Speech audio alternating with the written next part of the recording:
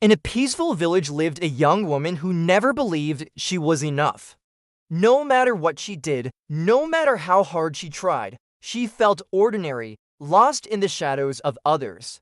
She compared herself to everyone: the confident farmers, the skilled artisans, the joyful children. And so, day by day, she slowly convinced herself that she had no value. Even her smallest mistakes felt enormous, like mountains she could never climb. When she tried to weave a basket, the uneven lines and crooked shapes seemed to scream her failures back at her. Her heart grew heavy with a sadness that settled deep in her bones. One morning, as the sun cast long, gentle shadows across the fields, the village's elder noticed her sitting alone, her shoulders slumped in defeat. He walked over, his steps slow and deliberate, his eyes filled with a warmth that seemed to understand everything without a word. He sat beside her, the silence between them comfortable and kind. "Why do you look so defeated so early in the day?" he asked, his voice soft like the rustling leaves. The young woman couldn't meet his gaze. She stared at her hands, twisting nervously in her lap. "I'm not talented," she whispered, her voice barely audible. "I'm not special, I don't matter." The elder said nothing. Instead, he reached for her uneven basket, the one she considered a symbol of her inadequacy. He examined it carefully, turning it over in his hands without a hint of judgment. Then he stood up, his gaze steady. "Walk with me," he said. "There's something you need to see." They headed toward the edge of the forest, walking through a field lined with tall, swaying bamboo.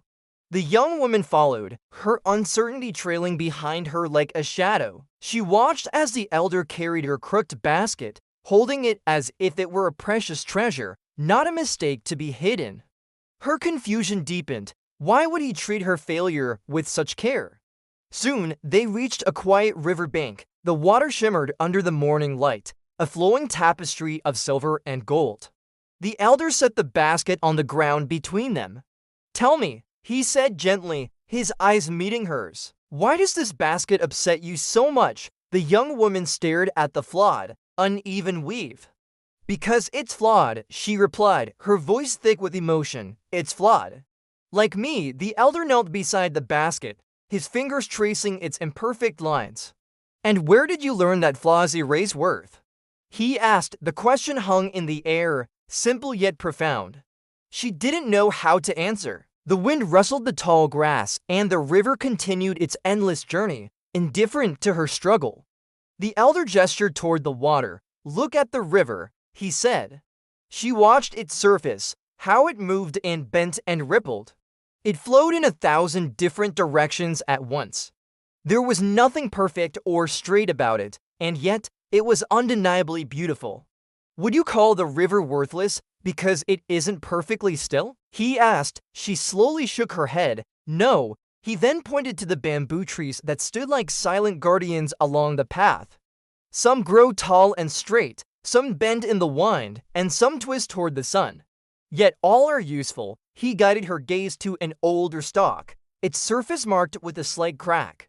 "Even this one, cracked and weathered, still stands strong." She looked at her basket again, her perspective shifting. It didn't seem so ugly anymore. The elder picked up a smooth, gray stone from the riverbed, worn down by countless years of flowing water. "Hold this," he said, placing it in her palm. It felt cool and solid, a piece of the river's history. He smiled gently. "It has been shaped by time and turmoil.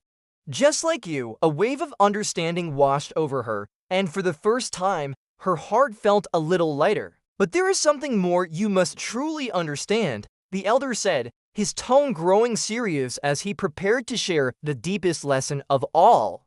He sat on a large stone by the river's edge, inviting her to join him. "Worth is not earned," he began, his voice clear and steady. "It simply exists, like your breath, like the morning light, like the river that flows without asking for permission." He picked up her basket again, its flaws now seeming less significant. "This basket may be flawed," he said, and as he spoke, he placed a few pieces of ripe fruit inside it. "Yet it still holds fruit." The young woman leaned closer, her eyes wide with realization.